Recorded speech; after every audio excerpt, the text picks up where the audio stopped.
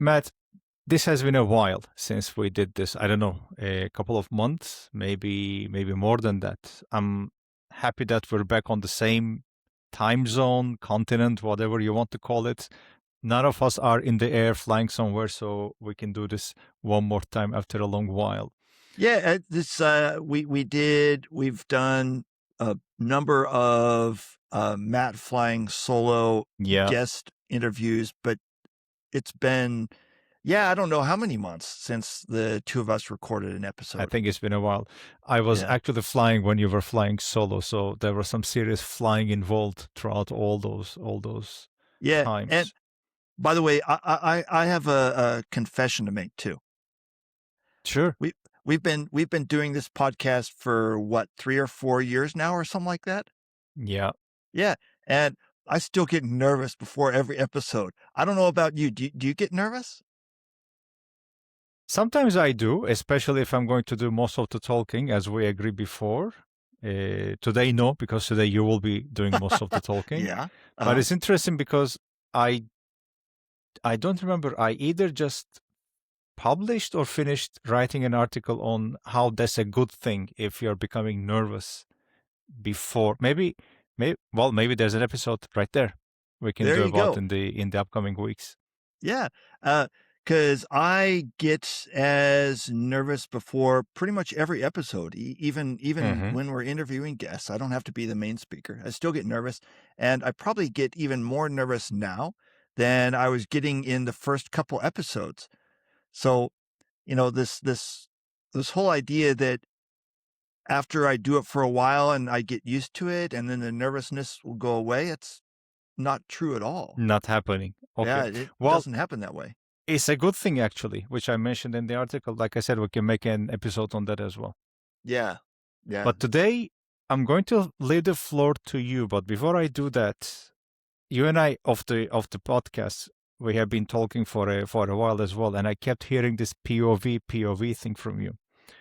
For a very long time, I didn't know what it was. I'm assuming that it is an acronym for point of view.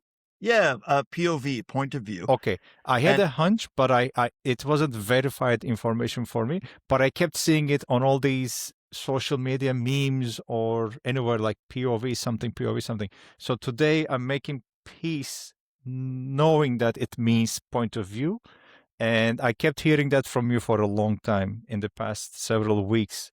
So yeah. today I want to ask you, what's up with that? What's going on? Yeah, it's a subject that I bang on about ad infinitum. I probably have tired out just about everybody that I've ever met. They're like, "Oh my God, is Matt still talking about that subject?" He goes on and just won't stop about it. So don't worry, you're not the first one to wonder what on earth is Matt banging on about. You're not the Okay. first one. Yeah. Okay. So shall I dig a little more into what I mean by that? Yes, of course. Okay. So what is this POV thing that Matt keeps banging on about? And Yeah. I guess that, in the simplest way to say it is that POV is having something to say. And I guess we can wrap up the podcast right there. Well, And it's been nice talking to you. yeah, it's been nice talking to you. End of podcast. We can all Yeah. go home now. Yeah. See you next time. Okay. So for those of us who are, or for those listeners who are still with us, there are some more specifics. And so POV is basically about making a bet about where things are going to go, Hmm. Okay. where are things going to go. And more importantly, it needs to be a little controversial. It needs to be a little debatable. Some people need to disagree with you. It's a display of courage and backbone, because there are some other people who it's not like a marketing statement where you're taking a slightly controversial position where other people who are perfectly logical, good people, maybe, people that you work with, other speakers at the conference, whatever, um, they are taking the other position. So somebody is taking the other side of the bet. It's not like an empty marketing statement where everybody says, "Oh, wow, that's great. Good for you." It's there are some people who are lining up against you to take the other side of the bet. That's one of the Okay. key markers of a POV. Okay. And So another thing, you oh, have go them. ahead. Pardon me? You have one that you want to bring onto the table today. Yeah, but and we'll get to that in a moment. But another one thing that people often mention when we dig into this POV is this fear that their POV needs to be original. And, they need to have some original idea. They need to be the first person in the history of humanity to ever have this opinion. And if they are not that first person, then it is not a worthy POV. And That it will probably put won't be you that. with in direct competition with so many historical figures. Pardon me? Loud neighbors. Let's start with that one. Yeah. So you're probably not going to be the first original person. And in fact, if you are, there's probably a problem with that. Uh, Originality is not the standard that you want to hit with a point of view. It's the standard that you're trying to hit is that are there other people taking the other side of the bet? And you want those people to be, credible, logical people. You don't want those people to be, crazies that no one's ever heard of before. You want them to be logical, respectable people taking the other side of the bet. So originality is not the standard. Uh, the standard is someone else taking the other side of the bet. So don't be afraid of the fact that your POV is not original, and don't be afraid of the fact that there are people taking the other side of the bet and saying the opposite things. Both of those things are signs of a perfectly good POV. And another thing that I wanted to mention is that how a POV is different from marketing, and also how it's different from strategy. And those are two different things. So we'll start with how is it different from marketing. And it's kind of dovetails with what I was talking about a few moments before, that how it's different from marketing is that a POV has people lined up taking the other side of the bet. A marketing strategy might just be, or a marketing phrase might just be, you know, uh, a clever turn of words. One of my favorite examples from the past week or so is this one. This is I'll read it for the people who are not watching the video. The phrase is 100% bio-based toilet paper. It's like, You shared that 100%. on LinkedIn today, right? Yes, I shared that on LinkedIn today. 100% bio-based toilet paper.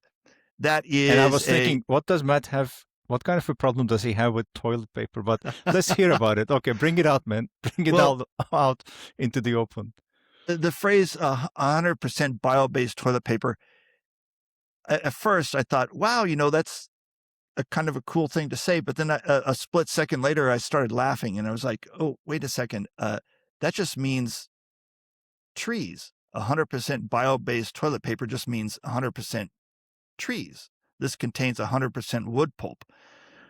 And unless there is somebody out there saying, oh, we make a better toilet paper, it includes 50% cement, 50% Cement. cement chips or 50% glass chips. Unless somebody is out there How saying about that. metal scraps? Just if you're going to go the whole mile. Yeah, 50% 50% rusty metal Glass. scraps. Unless somebody is saying that, it's a marketing statement. Unless somebody is taking the other side of the bet, you're just making Mm-hmm. an empty marketing statement. So that's the difference between the POV and the marketing statement. And Okay. the difference between the POV and strategy is actually it's not very much. It's the POV. If you made a Venn diagram of POV being one circle in the Venn diagram, and then the other circle in the Venn diagram being strategy, the two circles would pretty much overlap. So there's not much difference between them, because in both, in a POV and in strategy, you're making a risky bet that perfectly logical people are going to line up against you on the other side of the bet. The difference between the two is basically, how would I put it? POV is reputation, strategy is money. So POV is what you have, it's the opinion that you have when you're, speaking on a panel at a conference, or writing an article, or doing a keynote speech or something like that. Then that's when Okay. you whip out your POV. Strategy is, when I say strategy is money, I mean like strategy is what a company has. When somebody has invested $1 million in my chair making company, and I have a strategy for how the chairs are going to get made and what we're going to do and not do in the making of the chairs and the distribution Mm-hmm. of the chairs and blah, blah, blah. So that's strategy. There's money behind it. POV is reputation. So think of POV as reputation, speaking on a panel. Strategy is money, running a company or investing in a company. So that's the main difference between POV and strategy. Okay. Before we go further, I would like to Uh, clarify something. okay. Uh, so POV is something that you possess, which is mainly contrary to the mainstream thinking or something like that. And you gave the example of the Venn diagram where the circle of POV almost overlaps with strategy. I'm going to play the devil's advocate and ask, isn't POV what it is, a point of view, and isn't a strategy a set of actions you determine to get to a goal or to reach to a certain point? Are we talking about, could we be talking about two completely different things? Wait, say that again. What's your about strategy? What's your definition of a strategy? I'm just asking, I'm thinking out loud. Isn't a strategy a set of actions or decisions on how to behave to reach to a certain point or to achieve a certain goal? Like in your chair making example, I am assuming that POV would be people need chairs.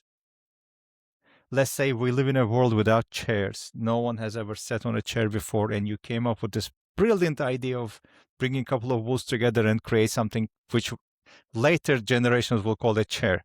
That would be your point of view. People will need chairs or people want chairs. Again, this is based on my assumption. I want you to correct me if I'm wrong. Continuing that line of thought, I would say, okay, my POV is that people need chairs, and my strategy would be, okay, how do I make that happen? How do I bring people together with these new things, which I'm going to call chairs? Where do I find my suppliers? What does my manufacturing processes look like? What is my selling point, etc., etc.? When you make those decisions about your strategy, who are my suppliers? How am I going to bring people to sit on my chairs and stuff like that? When you make those decisions, you're having to say no to some stuff. And so that's what brings the POV and strategy so close together, is that you're having to say no to stuff. You're having to say no, like when you make a strategy for, like, let's take, for example, IKEA. Mm-hmm. And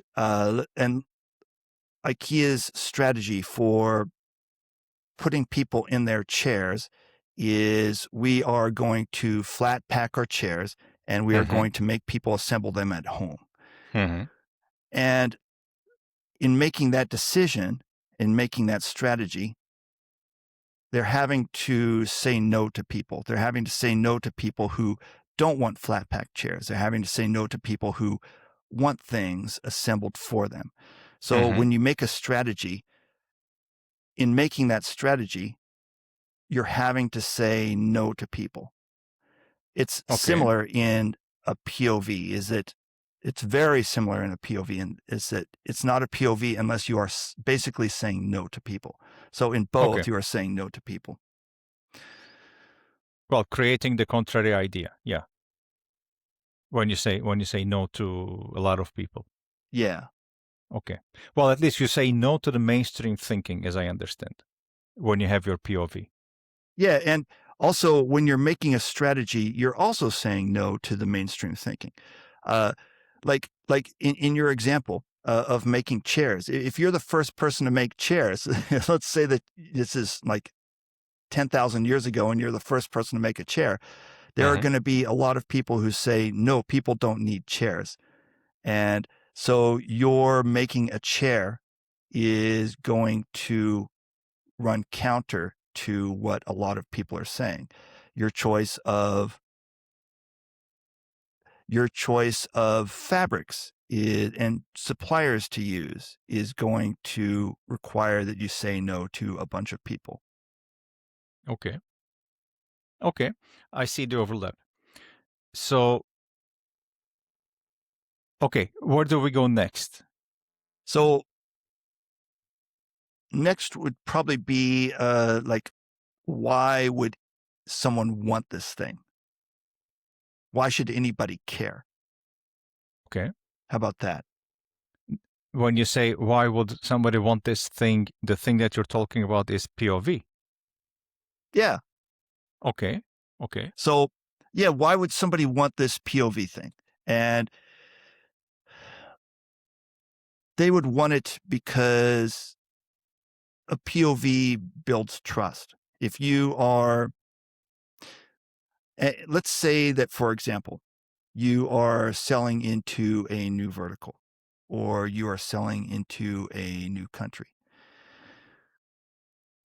Initially, if you're the first person there, if you're the first non-French person to sell, if you're a Turkish, let's take an example here. Let's take an example of a Turkish SaaS company selling to France. If you're the first non-French SaaS company selling into France, nobody's going to trust you. You're going to be the low man on the totem pole. The Okay. buyer is going to take an inferior product because they went to high school with the founder of this French SaaS company. And so by having a POV helps you overcome some of that trust gap because humans are more likely to trust someone with a backbone, even if they don't agree with them completely. And by having a POV, remember that a key part of having a POV is that you are turning some people away. Some Yes. people are disagreeing with you. And it takes backbone to see the backside of those people as they walk away from you. That takes backbone. And so in a situation where you are at a trust disadvantage, having the POV is going to help you close that gap. And it's not going to help. It's not going to close 100% of any gap. Like if you are, in this case, if you are a Turkish SaaS supplier and you are selling into France, it's not like if your product is terrible, you just call up Matt and get a POV, and then all of a sudden everything's hunky dory and you can sell into France and everything's fine and the sun is shining. No, you do need a decent product. But assuming that other things are good, your product is good, your company operations are good, your organizational design is good, assuming those things are good, Mm-hmm. there's still a trust gap to be closed. And the POV is an important part of closing that gap. Another thing that I wanted to mention is that POV and Matt are typically not the first stop on someone's journey of selling into another country. Like let's go back to our example of the Turkish SaaS company and selling into France. It's not like the founder of the Turkish SaaS company wakes up one morning and thinks, "Oh, I want to sell into France. I should call Matt and give myself a POV." It's not. Mm-hmm. I wish that I was a first stop, but I'm not. The first stop is usually the product.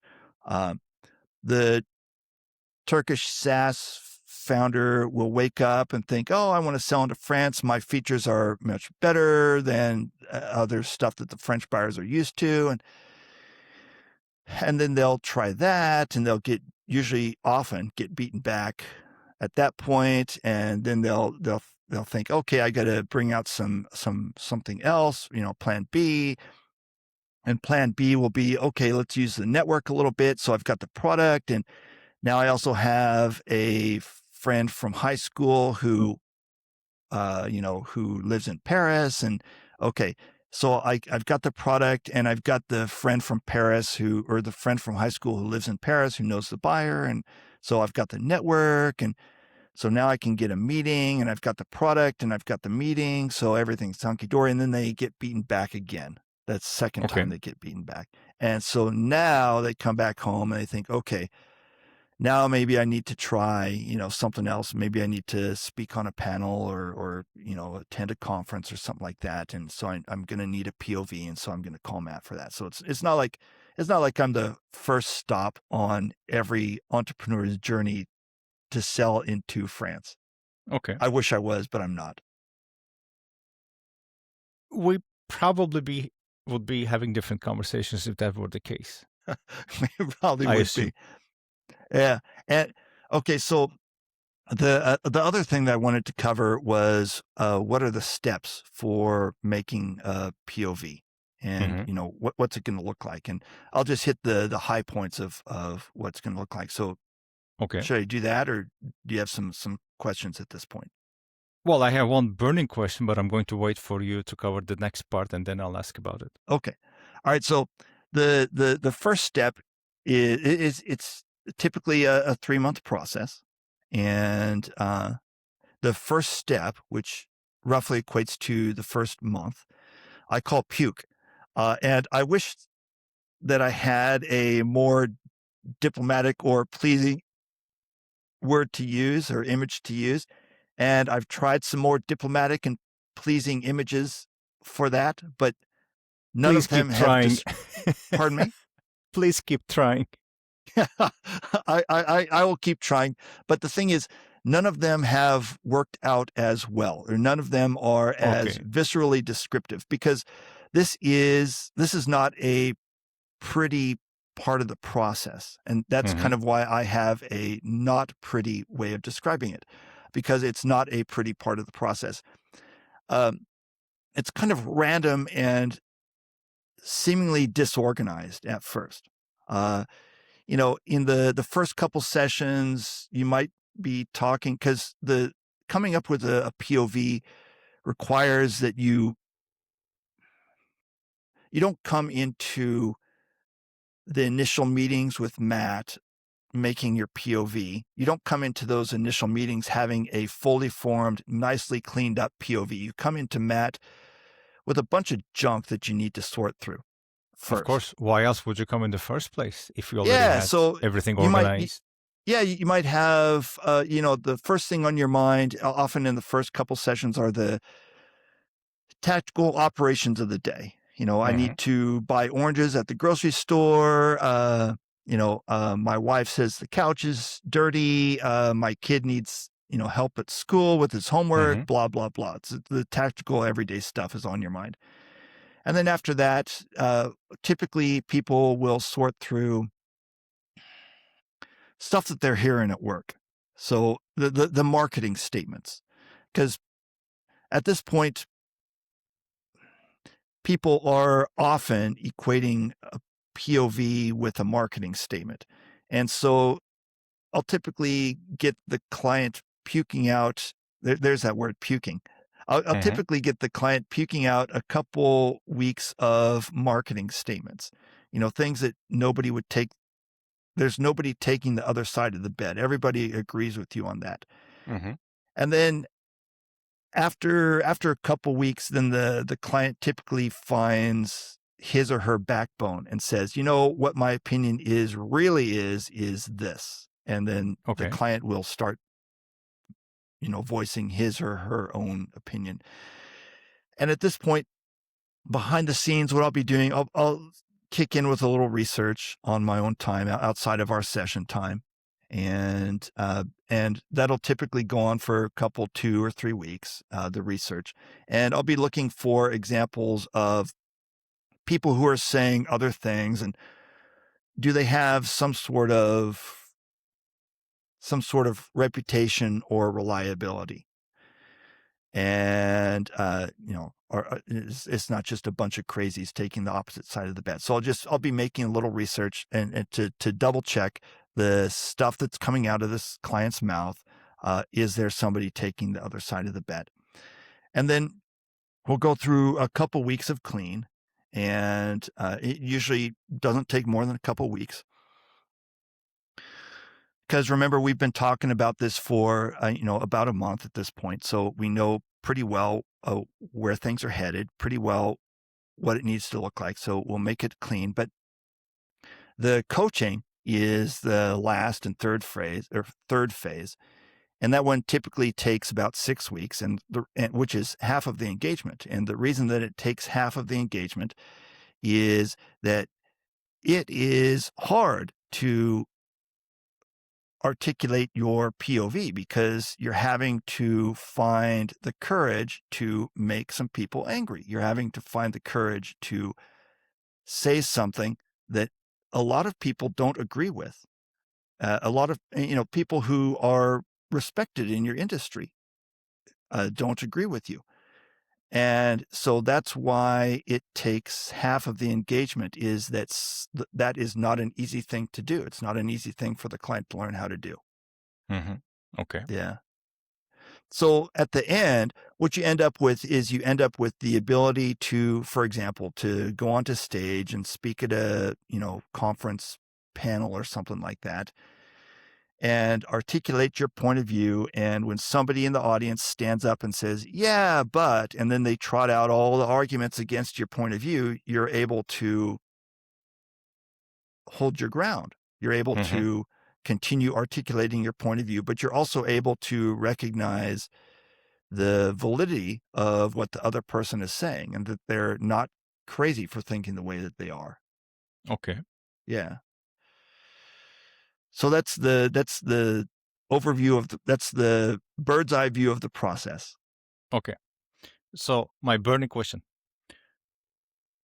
do you have one, and what it is? What is it? Do I have a point of view? Like Yes. me personally? Yes. Apart from the fact that people should have points of view. My point of view is, and this is a good example of why a point of view needs to evolve.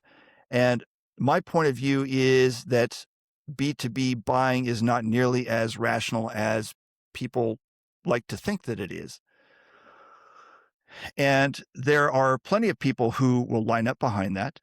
But there are also plenty of people who will line up against it and insist that no, actually, B2B buying is a lot more rational than Matt is saying that it is.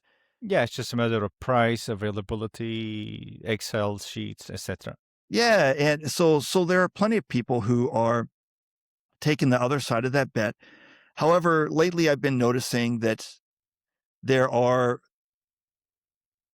fewer and fewer people, still a lot of people, but fewer and fewer who are taking the opposite side of the bet. So at some point, there's going to be too many people saying that, and I'm going to need to dig deeper and find another point of view. So the reason that I mentioned that, and it won't be a completely different point of view. It's not like I will suddenly, change my direction 180 degrees and move in the other way. That would kind of defeat the purpose of having a point of view. But I do need to evolve it another step, go a little bit deeper on it, because, yeah, the number of people who are lining up to take the other side of the bet is dwindling. And there is going to be a point at which too many people are saying what I'm saying, and I'm going to need to find something else to say. Okay. That sounds interesting. Yeah. So that's a key element is keeping a very close eye on how many people are lining up to take the other side of the bet. And when you see that number dwindling, it's time to deepen your POV a little bit more. That's one of the main indicators that you look at. How many people are lining up to take the other side of the bed? Okay. Yeah. Well, that's interesting because after this recording, I think I'll just keep thinking about mine and maybe I'll bring it out into one of the episodes and we can dissect it and take punches at it. Okay. Sounds good. So shall we wrap it up here for today, Yeah. or Yeah. is there more that you wanted to talk about? No, that's it for the moment. Okay. So we will be back at the next episode with whatever is on our mind at the time. Well, just during this recording, two ideas came up. One of them is the point of view, my point of view, and the other one is the thing that you mentioned, how you still get nervous or excited before the recordings, and how I advocate, well, my point of view is that it's a good thing. Maybe we should bring that onto the table and hit two birds with one stone. Yeah, we should definitely bring that onto the table. I never liked that expression, by the way. I have nothing against birds. A friend of mine, a dear friend of mine says, why don't we feed two birds with one hand instead of hitting two birds with one stone? I like that one much better. Yeah, we do need to, well, on the very large pile of phrases that need a better way to be expressed, that is now one of them. So in addition to And we'll Matt make needing better to, friends with PETA, by the way, if we switch to that. yeah, we'll make better friends with PETA. And another thing to keep in mind is that Matt needs to find a better expression than puke. So Yes. So those are two that we need to work on from today. Yes. Find a better way to say puke, and then to tackle this killing birds and with stones and stuff like that. And just to be clear, acronymizing puke doesn't work either. Like PUKE, no. Let's come up with something less, not vulgar, but you know what I'm talking about. Sure. Okay. We'll keep our fingers crossed for that one. All right. I'll see you next time. Yeah, I'll see you next time. Talk to you later. Okay. Bye-bye. Bye-bye.